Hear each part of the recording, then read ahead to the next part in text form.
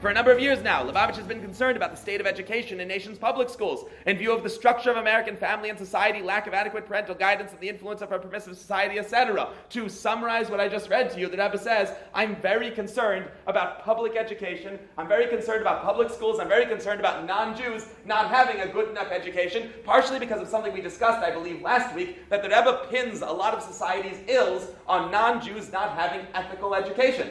So the Rebbe is pushing real hard to make sure that in public schools, for non-Jewish students, there's a good, healthy, ethical education. And therefore, we were holding a big event to make this happen more. Consequently, we've been trying to promote this concept that the ultimate purpose of education, especially of the young, is not the imparting and acquisition of knowledge per se, however important that is, but primarily to develop the character of the youngsters to be mentioned decent human beings. So the Rebbe is saying, we were running this event because we wanted to better society. We're real into education, not just Jewish education, we're into worldwide education. I do need to pause at this moment and just express, however relevant it might be to some of you, my own admiration for who the Rebbe is. The Rebbe is not just concerned about every single Jew in the world, which is already pretty exciting to me. I can't tell you the name of anybody else, we've habranged about this, who is concerned about every single Jew everywhere in the world enough to do something about it. The Rebbe is concerned about every single lahavdil non-Jew in the entire world and wants to do something about it. You just don't have leadership at this level, I think, in Jewish history. I really don't. I don't think we've ever had a leader in Jewish history who took upon himself the needs of every human on the planet, and the humans listened and made events in honor of it and changed things because of him. I don't think you have somebody like that in history. I'm going back to Moshe Rabbeinu. I don't think you have someone with that kind of a global reach and global view and global care. I just don't think you do. And if you can find one, let me know later. I can't think of one. So the Rebbe says it's even more important nowadays. There's a rise in juvenile delinquency and violence. The Rebbe continues talking. I'm going to skip through this section because I want to get to the part we need to focus on. They've established Education Day USA. It's a proclamation. They still do it every year. Okay, let's go down to this part that we need. I wonder how many other resolutions of U.S. Congress have received such enthusiastic, unanimous, personal support of each and all senators and representatives. The Rebbe brags a little bit here, to use an inappropriate word to describe a tzaddik talking, but the Rebbe seems to brag here a little bit. He says, you know, when I proposed Education Day USA, and when our people proposed that education should really matter and that it should be more ethical and be done better, it was supported by everybody in the House of Representatives and everybody in the Senate. You find me a more bipartisan bill in the United States than that.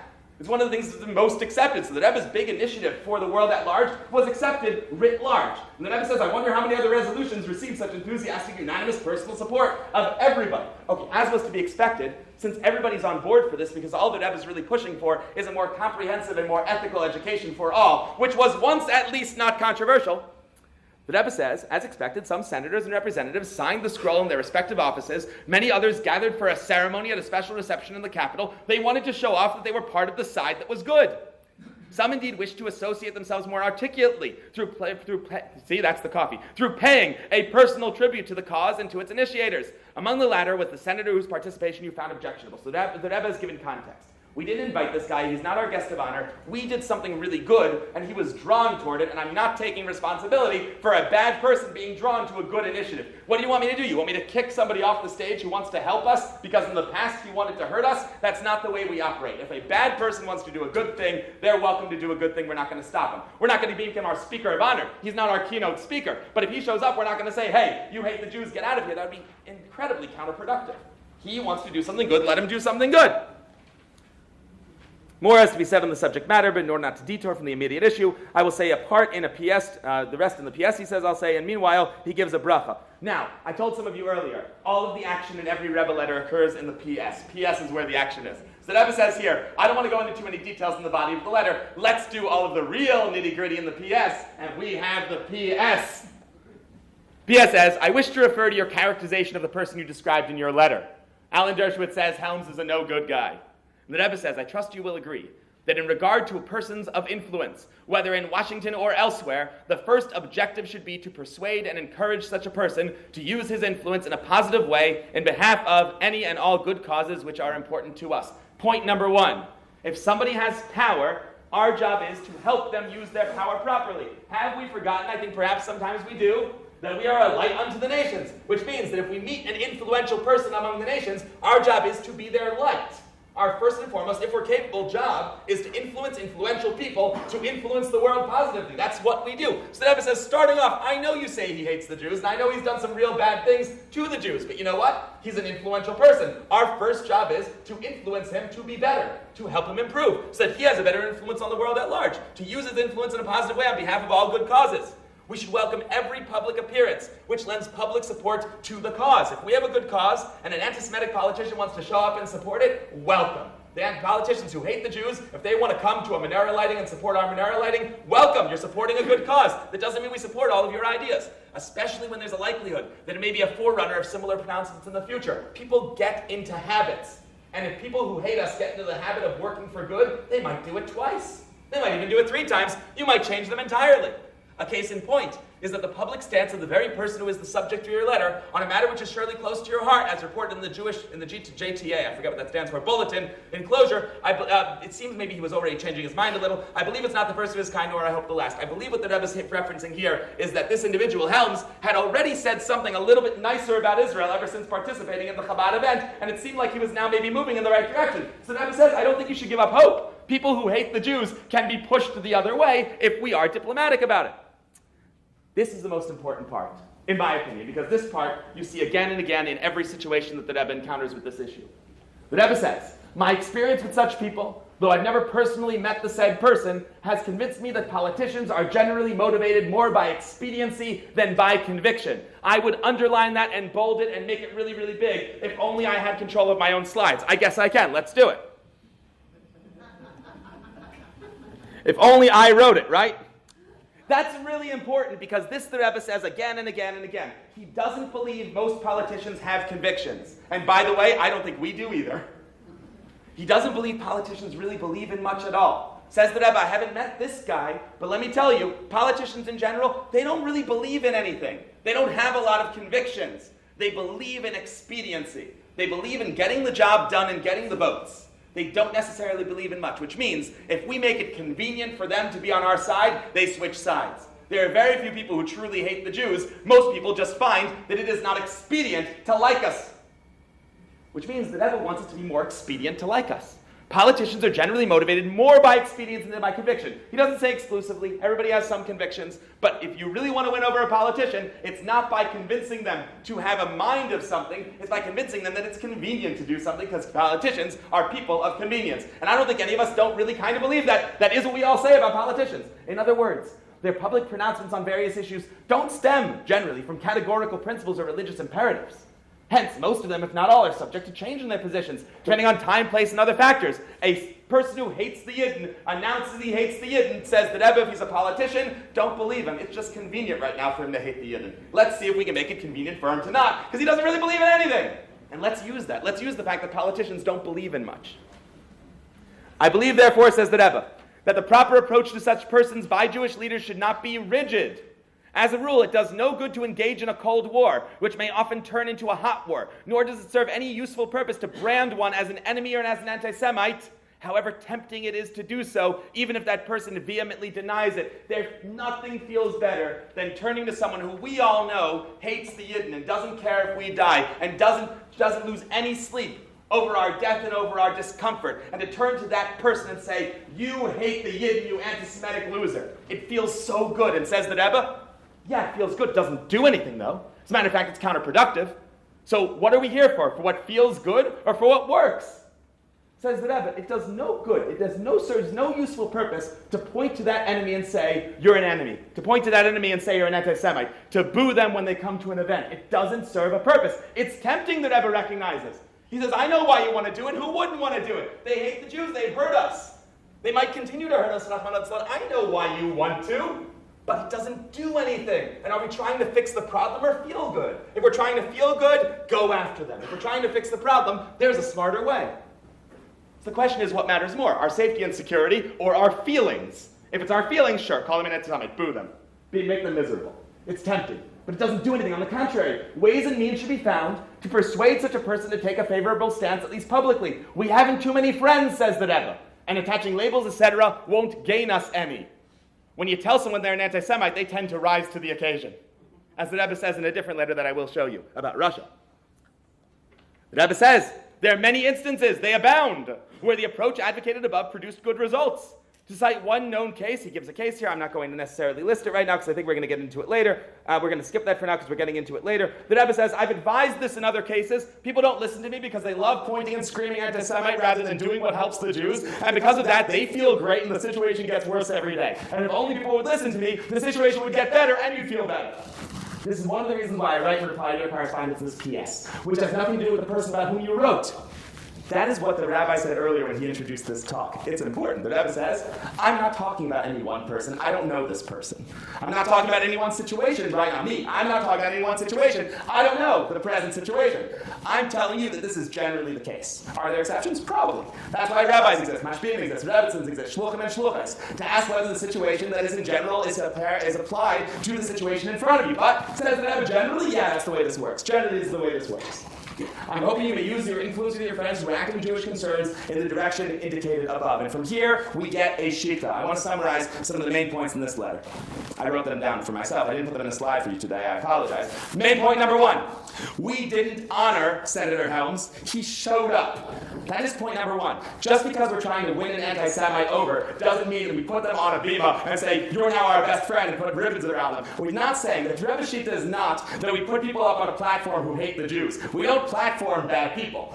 So first of all, he's saying, I wouldn't have made Jesse Helms my keynote speaker.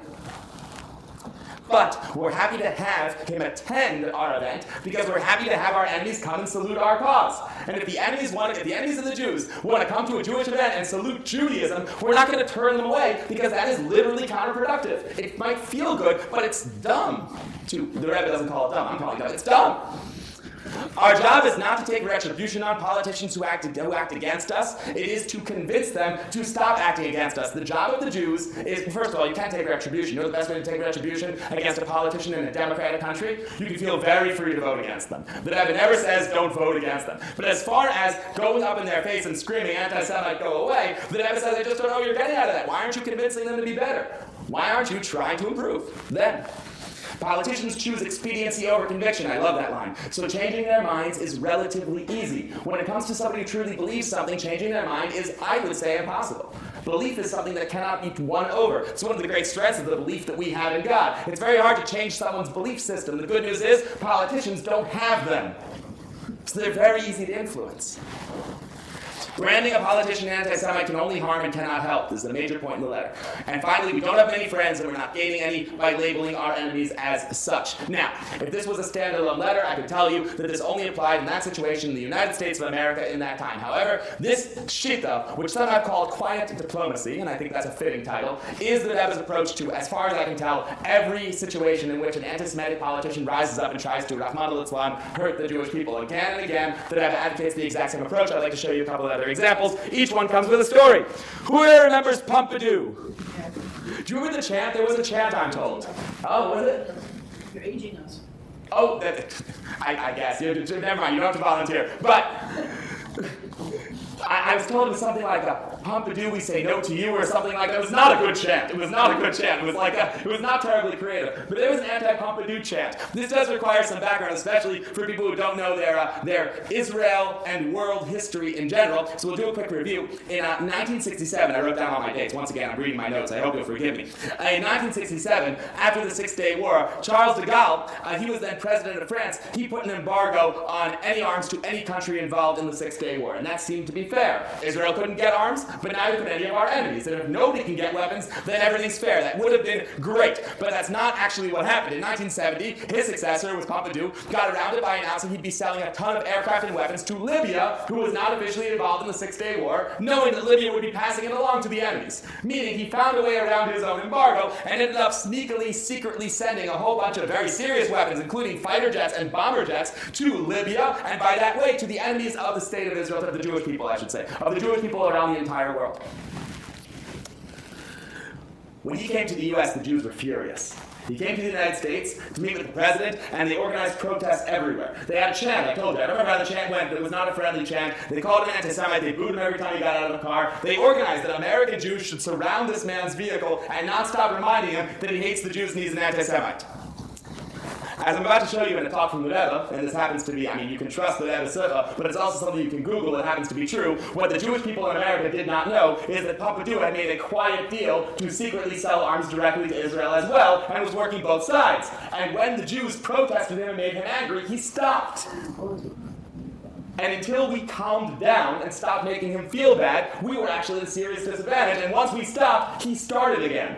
He actually was, I won't say he was our friend, but he did us a number of favors. There is a story, the Cherbourg Project. Boats of Cherbourg, it's called sometime. Have you heard about this? It's one of the great stories that Israelis tell about the ability of the Israeli Navy. There aren't a lot of great Israeli Navy stories because they don't have that big an ocean to work with. But one of the great Israeli Navy stories is that we had in 1969, we had 5 armored boats that we were making in France. We'd already paid for the boats. We made them in a French port. When the French arms embargo came up, we couldn't get them out anymore. So there was this incredible rescue mission of boats where we sort of sent in Israeli commandos. They stole the boats, and they had to sail those boats out back to Israel without their boats being blown out of the water. And at the time, Israel was very proud of the fact that it had dodged France and kept on bragging about it. The truth is that Pompidou knew about it and let it happen.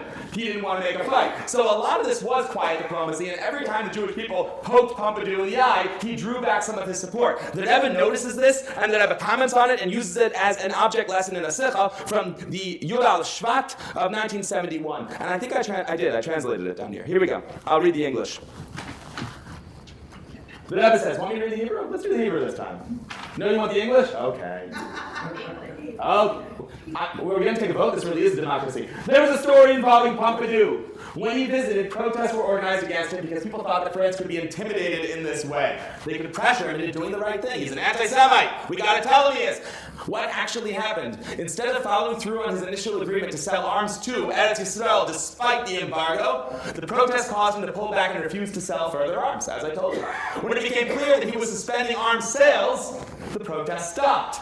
Because, clearly we tried to make him do the wrong, we tried to make him do the right thing. He didn't do the right thing. How much protesting can you do? So we stopped bothering him. After some time passed and the Jews hadn't tortured him for a while, and once the ridicule and public pressure had ceased, he quietly re-engaged. First resuming small arms sales, and later helping 300 Jews leave Egypt quietly and instructing the newspapers not to report it because it looked bad for him. He turned out to be one of our helpers. I won't say he was a friend of the Jews. We got a lot out of Pompidou.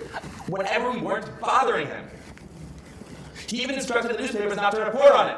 What does this show? What does this show? Says the Rebbe, that the only way to influence an enemy of the Jews, the Rebbe's language here is the only way. The only way to influence an enemy of the Jews is not by showing up every day and shouting, you hate the Jews, you're a thief, you're a murderer, but rather by engaging diplomatically. I know this feels good. I know how badly you want to do it, especially right after something horrible has happened and it's their fault. I know. The Rebbe knows. The Rebbe is saying, I get that you want to, but it doesn't help. Are we trying to help or try to feel good? Shouting, you hate the Jews, you're a thief and a murderer, doesn't work. He already knows what you think of him, says the Rebbe. You think he doesn't know what you think? He's still a human being, though, says the Rebbe. Maybe not a good one, I'll add, but a human being. And humans act like humans. That's what the Rebbe is saying. The Rebbe is not saying he's a human, be nice to him. The Rebbe is saying humans act like humans, meaning if you understand the human condition, you can influence people positively. A human's a human. And when you shout you hate the Jews, they tend to live up to it.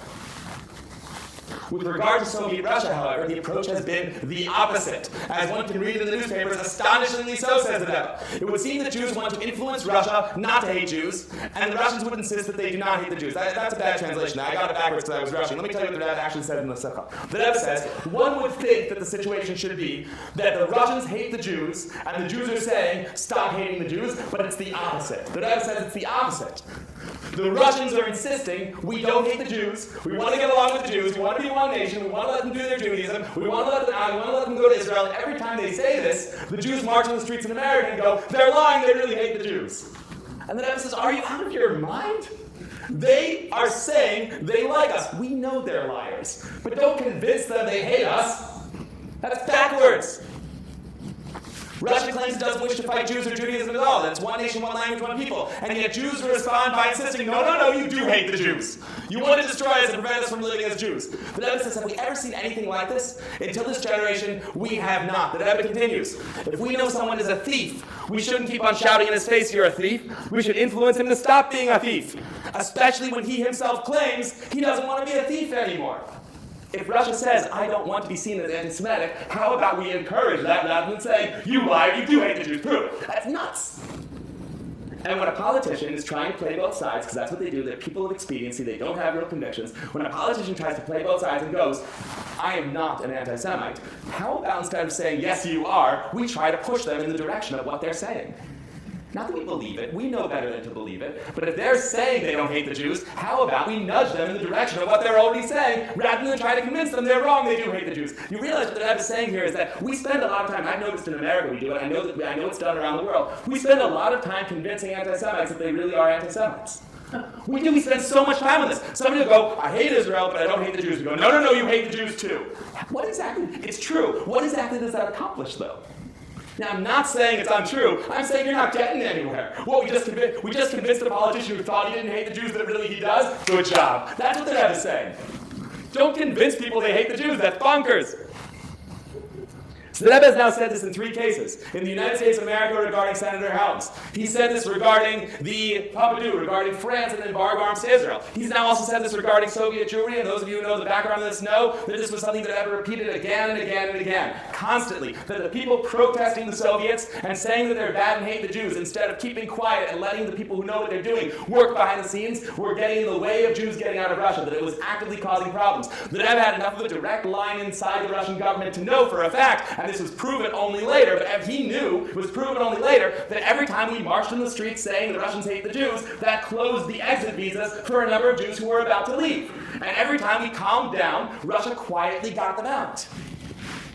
Quiet diplomacy in 3 cases. Let me show you one more regarding the Moroccan Jews.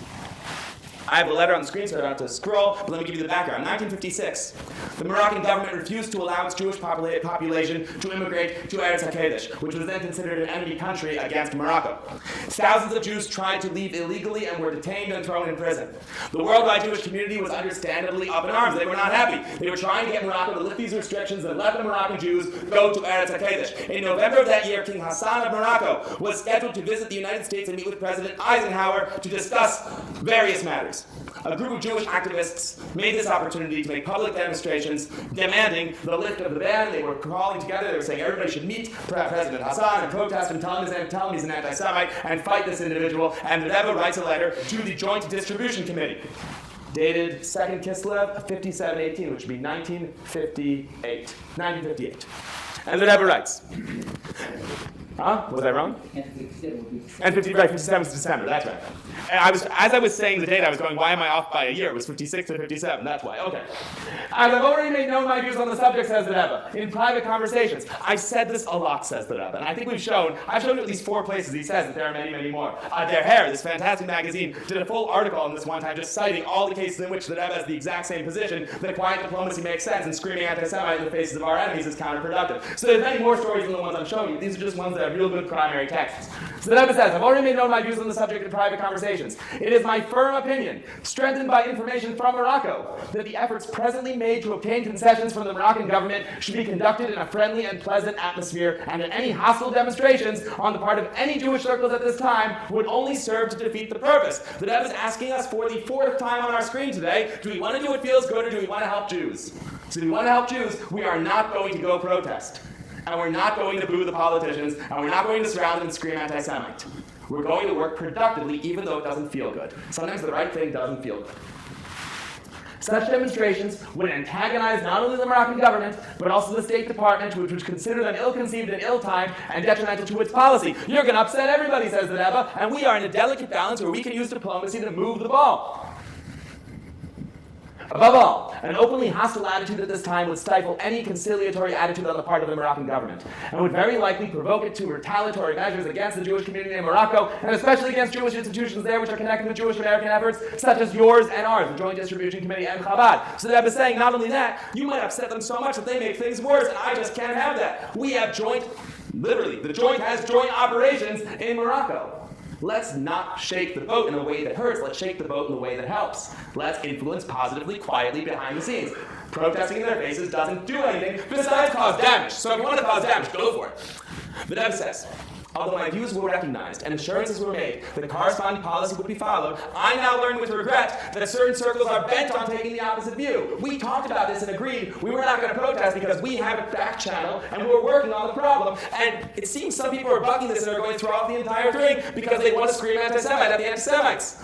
And by the way, King Hassan of Morocco was a pretty big anti-Semite. The Rebbe doesn't want you screaming it in his face, though. This is the reason for this letter, as I regard you as a person with sound, realistic point of view, whose influence could go a long way toward preventing the unpleasant consequences of hasty, ill-begotten steps in the wrong direction. The king doesn't care about votes. Yeah, and even then, the king does care about what people scream in his face. So that's it. There's not democracy. There is simply public perception. Like the Rebbe said, a person at the end of the day is a person. They tend to act the way you tell them to act. If you scream in the face of an anti-Semitic king, you hate the Jews, they tend to double down. Why wouldn't they? There's nothing to lose. Kings care about votes even more than democratically elected leaders. You know why? What happens if the entire people decide they don't want a king anymore? Do they vote? No. They do not vote. They murder their entire family. Monarchies care more about public opinion than even democracies in a certain way. In a certain way, depending on the situation on the ground. So the fact that leaders care about what you think about them, they are people, as the Rebbe says. They care about perception. And we can influence their perception. What you get again and again from the Rebbe in these instances, this was our last letter for this topic, is the idea that we need to have back channels. We need to be speaking to these people. We need to have people, not everybody. It's not everybody's job to be skimming through New York Times and the news every single day. But we need people in the Jewish community who are specifically set aside for these sort of back channel negotiations. That quiet diplomacy is incredibly effective, that politicians can be won over if the general public doesn't keep derailing conversations by doing what feels good instead of what works. Meaning that for those of us in the room who are in politics in some way or another, askanim, who do have these back channels, that Rebbe wants you to engage in quiet diplomacy and work out these problems. And for the rest of us, we are not to derail their efforts by doing what feels good, by protesting, marching, and screaming anti-Semite in the face. If you really want to take action, vote. The Rebbe says in many cases to vote against bad policy for Jews, so feel free to vote people out. But as far as going up to these people and screaming in their face, you're an anti-Semite, the Rebbe says, I don't know what you hope to gain by this. I do know what you could lose. All right, that's it. Thank you very much. We have questions. We have time for questions now. All the way in the back. Your hand's been up the longest. Yeah. I just said, this observation, the Rebbe seems to only apply to politicians. This wouldn't be applying to a regular guy on the street. That is a fair point, and I accept it. Yes. The point that was made was that it looks like this only applies to politicians, not random guy on the street. That makes perfect sense to me. The Rebbe is saying politicians specifically operate on a model of expediency, and also there's an ability to back channel with a politician that there isn't with a random guy. This does not seem at all to be the Rebbe's approach to random anti-Semites. This is an approach to leadership anti-Semites. Anti-Semitic politicians, anti-Semitic kings, anti-Semitic leaders. Yes. Yes, absolutely. Yes. So what are we to make of when people like the Satmars met with Mamdani? It's an interesting question. What are we to make of the fact that Satmar Chassidim in New York met with Mamdani, a known enemy of the Jewish people? And I will say this. And the Rebbe has a subtle point when it comes to Helms. The Rebbe says, we didn't invite him. We didn't invite him. When he showed up, we engaged with him. So it is without a doubt the Rebbe's position that if Mamdani wants to approach a Chabad event, we're not kicking him out. That's without a doubt the case. And if Mamdani wants to come to Chabad Rabbanim and talk to them, without a doubt we should talk to him. Would we invite him to something? It seems our shit does not. The Rebbe does not say platform the anti-Semite. The Rebbe says don't kick out this anti-Semite when you're given an opportunity to talk to them. So I think that what Satmar did as far as the Rebbe shit is concerned is a little further than the Rebbe would go. Satmar, as far as I understand, invited him. I don't see from the Rebbe an indication that we should be inviting them to our things openly, to inviting them to our events, but at the same time I could defend the Satmar position as well and say they really didn't invite him to a big event. They invited him to a back channel discussion. I mean, this wasn't like the Satmar event of the year where he was put on a stage. They said, come meet with our leaders, we're going to have a chat. And honestly, that does sound a lot like the Rebbe Shita. So I either think it's a little further than the Rebbe goes, or right exactly where the Rebbe would like them to be. I don't think it was a big scandal, personally, that Satmar met with Mamdani. Maybe it was a scandal before. Was it before the election? Yes. Then I think it was more of a scandal because it was before the election. There was no room to meet with him before the election. But post-election, it makes a lot of sense to meet with the new mayor of New York, whether he likes the Jews or not, and start open a back channel. And the fact that they opened a back channel a little early, I don't think is in strong violation of the Rebbe's position. Yeah, I mean, the reason why I didn't give you a straight answer right now and walked around is because I haven't really thought about it yet. This was me thinking about it in real time. So yeah, that's my conclusion. Now that's where I've arrived. I think what they did was more or less okay. If they'd asked me, which they're not going to, what to do, I would have said not to do it until he won. But other than that, note, opening a back channel with a politician who hates the Jews is very much the Rebbe's position. And they did. They opened a back channel. Maybe they shouldn't have put it all over the news with a bunch of pictures. So I have notes, but in general, no, I don't think we shouldn't be meeting with the anti-Semites. I think we absolutely should be meeting with the anti-Semitic politicians. That's exactly what I was saying. Quiet back channels, quiet diplomacy. Yes? Should we have a different approach to Albanese, our Prime Minister? That is a fantastic question for local Rabbanim. Why different? No, why different is the only reason why I'm saying that is because as somebody who really is from outside your community and really doesn't know the situation, I wouldn't know if there was some big detail I'm missing that makes it different than this. But if there's no big detail I'm missing that makes it different than this, then we have here a clear roadmap for how to act with your prime minister. But I told the rabbi this earlier in a different context. I won't say the exact case here, but I'll tell you the general story. Somebody called me, I might have mentioned in one of these talks, somebody called me a couple months ago. This never leaves my mind since then. And said, Rabbi, I called another rabbi before you, and I didn't like their answer, so I'm calling you, which is something you never want to hear, right? That is grounds for hanging up the phone on the spot. So what did they say? They said, I asked them whether something was permitted or forbidden, and the rabbi said back, I don't know what it is, but it's forbidden. And I said back, that is a sentence a rabbi can never utter. If you don't know what something is, you're not allowed to rule on it. Step 1, what is it? Step 2, how's it work? Rabbi Feinstein, I heard this story when I was younger. I don't think it's written down anywhere, so take it with a grain of salt. Just a fun story. I will take your question in a second, but I'm fabranking now a little bit. Just a fun story I heard when I was coming up in my young years as a young rabbi. Somebody told me that one time in Rabbi Feinstein's early years in America, somebody called him and asked what blessing, what bracha you make on a cracker. And according to the way I heard the story, he puts down the phone and he raises his voice to his wife in the other room and he goes, "Was is a cracker?" And she says back, "Mezainis." And he goes, "You make a mezainis." Right? So, whether or not that story is true, it is illustrative. A rabbi doesn't rule unless he knows what he's talking about. So, the only reason why I'm not telling you to directly apply this to your current situation is not because I'm not confident in the Rebbe's letters and the Shitta. I'm completely confident that this is correct 100% of the time. I don't know your situation well enough to tell you if this is the same situation. That's why you have local rabbis. But yeah, if the situation is the same, without a doubt, you can take this to the bank, without a doubt. If the situation is the same. That's what Rabbi Groner and his team is for. I mean, he's for a lot of other things too, but that's one of the things he's for. Let me do this side of the room a little bit, then I'll come back. Yeah, you've been waiting a while, I'm sorry. Thank you. Islam at its core is inherently hostile to Jews. Does this approach apply to that situation? I would think it would apply exclusively to the leaders, not to the individuals. Because, for example, King Hassan of Morocco was without a doubt a Muslim. So without a doubt it applies to Muslim leaders. The Rebbe's position that leaders in every group are generally speaking corrupt is something that I have personally found throughout my life transcends politics, religion, and it really transcends all boundaries. I suspect that the people at the top of Islam also are trying to hang on to power desperately and value expediency over conviction. I very strongly suspect that the greatest Muslim and Christian leaders do not believe in their cause as much as they believe in themselves. That's honestly, no, really, okay. Well, that's the way that all leaders tend to be. So I certainly think this rule applies to anybody in a leadership role. To the common person, no. Common people, average people, tend to have very strong convictions. And in that case, this is not the approach that Rebbe is advocating. He's advocating this for people who we know are high on expediency and short on conviction, which I would define as anybody in a leadership role they're trying to hold on to. With the exception, of course, of the Yidden, who really do believe what we talk about. Really. It's very rare to find a Jew who doesn't really believe in what they're talking about. But everybody else in the world, they're suspect if they're in leadership roles. They really are. Yes, over here, you had a question. Where are you? There we are. Yes. Nice and loud if you don't mind. You're all the way in the back. To extend on that, there really are some leaders that are preaching active steps against us. So, is that experience?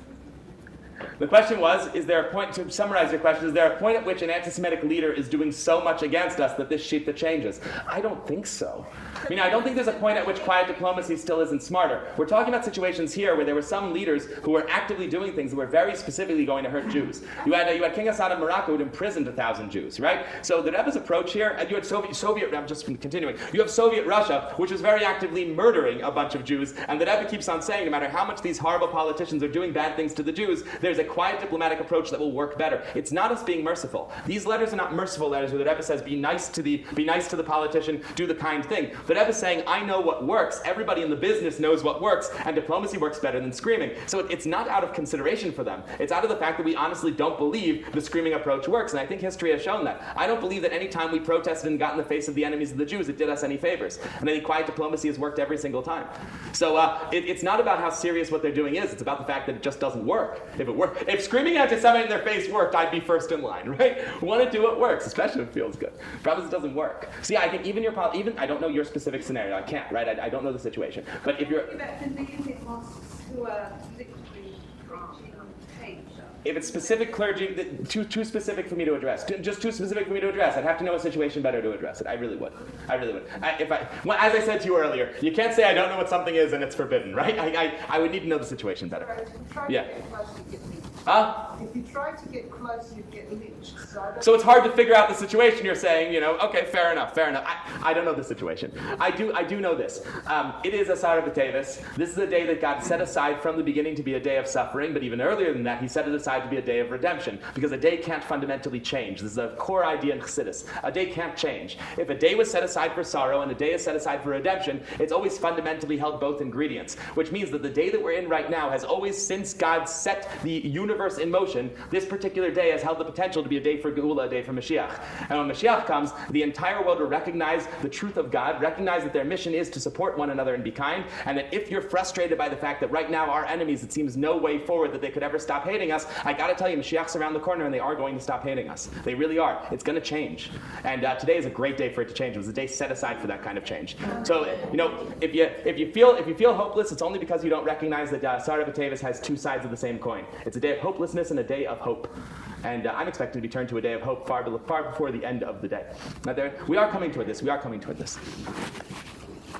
How would you say this applies probably beyond the scope of Jewish Maybe. politicians and Jews? Because it seems that the Rebbe's particular approach is unique to non-Jews, and I think a Jew has... It's hard to say. I don't have any examples. The question was, does this apply to Jewish politicians who aren't in line? Unfortunately in America, we have a number of Jewish politicians who really don't like the Jews.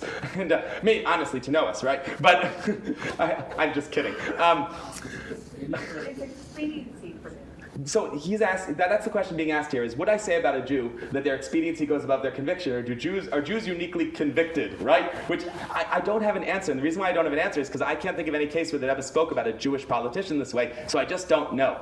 I can't know without an example. I try not to make things up. I try very hard not to make things up. So I don't know. My guess is that everybody in politics is motivated by expediency. That is my guess. But there's certainly room to say that only a Jew can truly have the kind of toxic conviction that overrides expediency. That's one of the things that makes Jews Jews. Really, when we say we're an Am Kshei Erech, that we're a stubborn, stiff-necked people, what that means is that we are the only people on the planet that God endowed with the ability to be stubborn against our best interests. We're the only ones capable of doing it. Everybody else is stubborn until it hurts them. We'll be stubborn right off a cliff. That's us. That's in a good way and in a bad way. That's what Mesiras Nefesh is. But our stubbornness is unique. So is it possible this doesn't apply to Jews? It is. But I haven't seen any evidence to that, so I just can't say. There's also a fact that so you may have an obligation. That's another very good point, is that when it comes to a Jew, you have an additional obligation to bring them back to the path of truth and correctness, and that might not be through diplomacy. That might be occasionally through grabbing them and shaking them. Obviously, non-literally. Yeah, these are all good points. I don't have a comment about it because first of all, I haven't thought about it, and second of all, I don't have any resources to turn to from the Rebbe's Shitta on it, but they're points well made and points well taken.